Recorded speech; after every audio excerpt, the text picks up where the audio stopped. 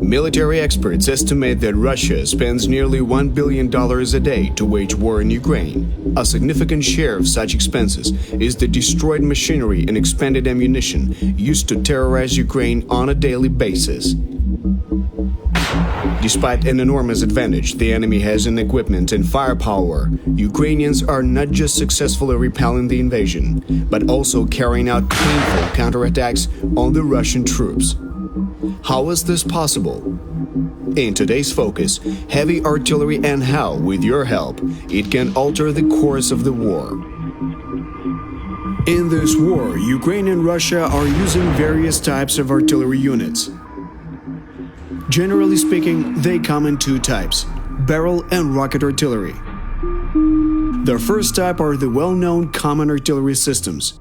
They launch a single projectile on long distances to hit a certain target. Long range, high precision, and heavy impact make howitzers, mortars, and cannons capable of striking an enemy even in fortified positions.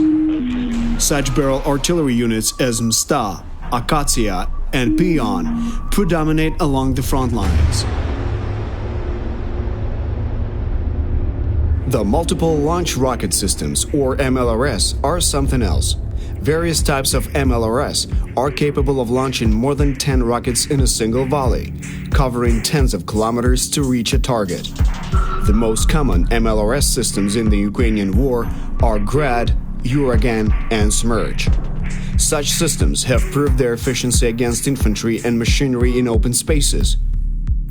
However, the relatively compact rockets do not contain enough explosives to penetrate thick constructions, which makes them not quite efficient for striking fortified positions. Installing more explosive materials increases the rocket's weight, which makes it another class of weapons. Among such are the infamous cruise missiles that the Russian Federation uses to bombard the civil infrastructure of Ukraine. In such a way, while barrel artillery fires separate projectiles with precision, the MLRS covers larger areas but with a lower impact force of each rocket. So how is the balance between the artillery forces of Ukraine and Russia? Well, it is poor. In the midsummer, Russians have been actively using nearly 1,200 artillery units, while Ukrainian forces operate with around 200, which makes it 6 times fewer. Meanwhile, Ukrainian Commander-in-Chief Volodymyr Zelensky has said that during just one summer day, Russia fired nearly 45,000 rounds only in the north of Luhansk and Kharkiv regions. And this does not even include the whole length of the front line.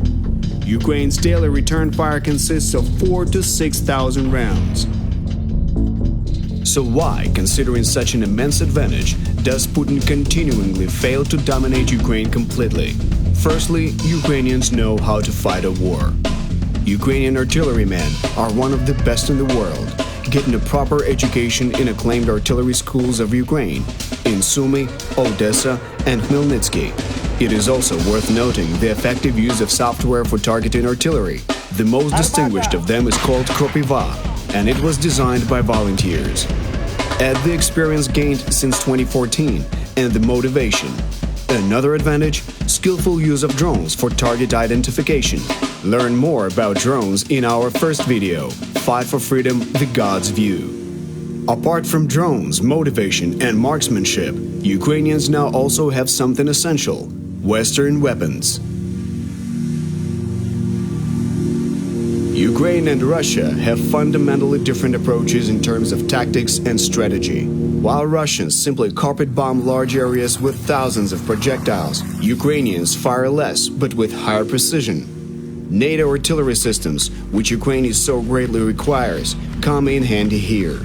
Such systems as American 777 howitzers and M270 MLRS, Polish Krab, French Caesar, Czech Zuzana II, and German Panzerhaubitze 2000, among others, can be found in different spots of Ukrainian front lines, striking the occupant forces. In the past, Ukraine had also used outdated Soviet technologies, prevalent among Russian forces.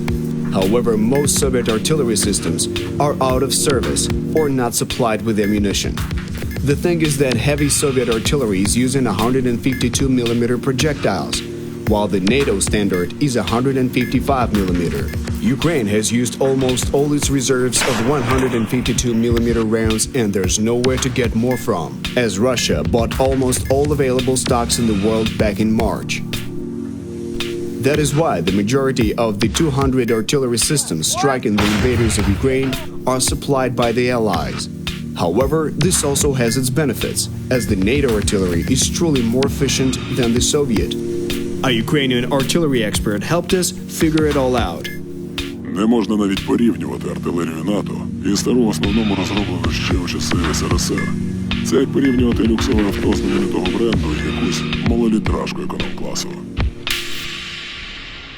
Truly, a flagship of the Allied artillery systems is the renowned M142 HIMARS.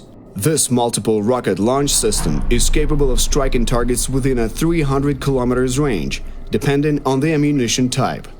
Remember how the MLRS systems were not efficient against fortified structures? Forget about it. The HIMARS rockets are devastating and precise even against reinforced targets.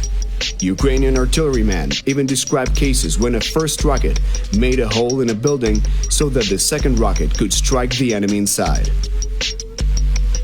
The Allies have sent more than 10 HIMARS systems to Ukraine, making the opponent feel it almost immediately.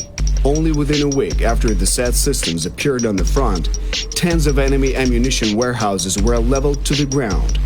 The long-range ammunition allowed Ukraine to strike targets far beyond the front line. One of such strikes on the city of Izum eradicated the headquarters of the 106th Guards Airborne Division of Russia, killing lots of officers of the occupants. Probably the most excellent example of Ukrainian artillery at work is the Russian failed effort to cross the Seversky Donets River near the Bilohorivka village. Crossing this river was a part of the Russian attempt to encircle Ukrainian troops. Russian engineering units have installed the pontoon bridges, allowing a part of the troops and vehicles to cross the river. Suddenly, the heavy shelling of the Ukrainian artillery turned the site into hell on earth. How did it happen? Ukrainian commandment knew that Russians would try to cross Seversky Donets to advance their forces. Engineer forces and intelligence services have demonstrated true teamwork. Інженери у розвідка спрацювали як єдина команда. Перші вирахували місця, де переправу робити.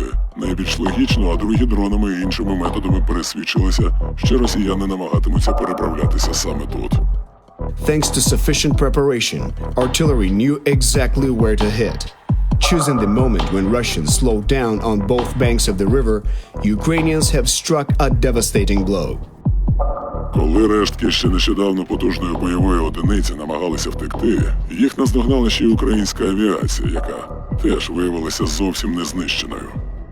As a result, in May's attempt to advance near Bilohorivka, Russians lost a few hundred soldiers and up to 150 armored carriers and tanks. Все завдяки успішній взаємодії розвідки та артилерії, влучності українських бійців і допомозі західних партнерів новітньою технікою. Ukrainians continue to defend their land. Despite being outnumbered with firepower, Ukrainian strikes are more skillful and precise. However, to win an artillery war against a 6 times greater army is nearly impossible. Ukraine needs heavy weapons. Якби кількість техніки вдалося хай і не зрівняти, але хоча б звести до показника 1 до 2, то в окупантів не було б жодних шансів. Ukraine fights for its freedom. Help us defend ourselves and the values of the free world. Join the side of freedom. Subscribe United24 Media.